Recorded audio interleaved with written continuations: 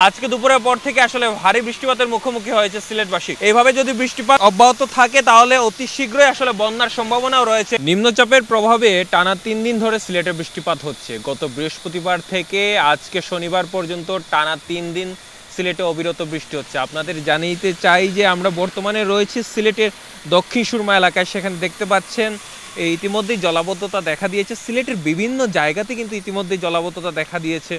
সিলেটের যে নিম্নাঞ্চলগুলো বা নিচু যে জায়গাগুলো রয়েছে প্রত্যেকটি জায়গাতে আসলে পানি জমে যাওয়ার ঘটনা আমরা দেখতে পেয়েছি। এছাড়াও যদি বলি আসলে গত 12টা থেকে দুপুর 12টা থেকে বিকেল 3টে পর্যন্ত আসলে 156 মিলিমিটার বৃষ্টিপাত হয়েছে। এছাড়াও গত 24 ঘন্টায় গতকাল সকাল 6টা থেকে আজকে সকাল 6টা পর্যন্ত 132 মিলিমিটার আসলে বৃষ্টিপাত হয়েছে সিলেটে, যার ফলে সিলেটে সুরমা নদীর পানি সহ বিভিন্ন নদ নদীর পানি কিন্তু ইতিমধ্যেই বৃদ্ধি পাচ্ছে। এছাড়া সিলেট শহরের যে রাস্তাঘাটগুলো রয়েছে সেই রাস্তাঘাটগুলোর মধ্যেও আসলে জলাবদ্ধতা দেখা দিয়েছে। জানিয়ে চাই যে আমাদের পার্শ্ববর্তী দেশ ভারতেও কিন্তু ইতিমধ্যে ভারতের চেরাপুঞ্জিতে গত 24 ঘন্টায় অর্থাৎ সকাল 8:30 থেকে আজকে সকাল 8:30 পর্যন্ত প্রায় 410 মিলিমিটার বৃষ্টিপাত হয়েছে।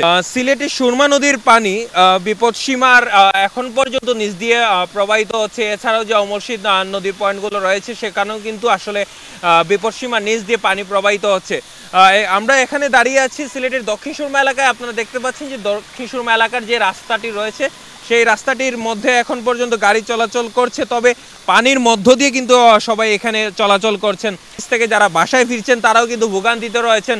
প্রত্যেকটি মানুষ কিন্তু এখন পর্যন্ত ভোগান্তিতে রয়েছে। সব মশার বিরুদ্ধে সুরক্ষা দিতে এলো বসুন্ধরা এক্সট্রিম অ্যারোসল, মশার বিরুদ্ধে এক্সট্রিম সুরক্ষা। সবকিছু মিলিয়ে বলা যায় যে সিলেট শহরে অধিকাংশ জায়গায় এরকম জলাবদ্ধতা দেখা দিয়েছে, তবে এই জলাবদ্ধতাগুলো সাময়িকভাবে দেখা দিয়েছে। আমরা বিভিন্ন এলাকায় গিয়ে আমরা এলাকাবাসীর সাথে কথা বলার চেষ্টা করেছিলাম। তারা বলছেন যে ড্রেনেজ ব্যবস্থা ভালো না থাকার কারণে বিভিন্ন জায়গায় আসলে পানিগুলো জমে রয়েছে। এছাড়াও যদি বলি দক্ষিণ সুরমা এলাকার নসিবা খাতুন উচ্চ বিদ্যালয়, সেখানে কিন্তু কোমর পানি পর্যন্ত, এছাড়াও উপশহর এলাকা সেখানেও কিন্তু হাঁটু পানি থেকে কোমর পানি পর্যন্ত আসলে আমরা পানি লক্ষ্য করেছিলাম। আপনাদের জানিয়ে চাই যে এই বৃষ্টিপাত বঙ্গোপসাগরের নিম্নচাপের ফলে হচ্ছে, যার কারণে আসলে বৃষ্টিপাত বৃহস্পতিবার থেকে আজকে শনিবার পর্যন্ত এখন পর্যন্ত অব্যাহত রয়েছে এবং আজকে দুপুরের পর থেকে আসলে ভারী বৃষ্টিপাতের মুখোমুখি হয়েছে সিলেটবাসী। এইভাবে যদি বৃষ্টিপাত অব্যাহত থাকে তাহলে অতি শীঘ্রই আসলে বন্যার সম্ভাবনাও রয়েছে।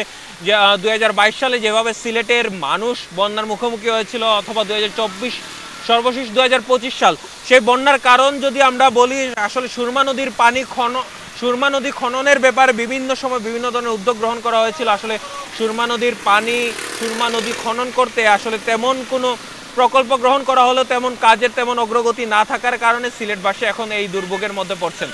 একটু জানিয়ে চাই যে এই বৃষ্টিপাত, আবহাওয়ার কাছে যে তথ্যটি পেয়েছি, এই বৃষ্টিপাত এখন পর্যন্ত আসলে কখন থামবে সে বিষয়ে এখন পর্যন্ত কোনো ধরনের নিশ্চয়তা পাওয়া যায়নি। সবকিছু মিলিয়ে সিলেটের দক্ষিণ সুরমা থেকে জলাবদ্ধতার এই ছিল আমার কাছে সর্বশেষ তথ্য।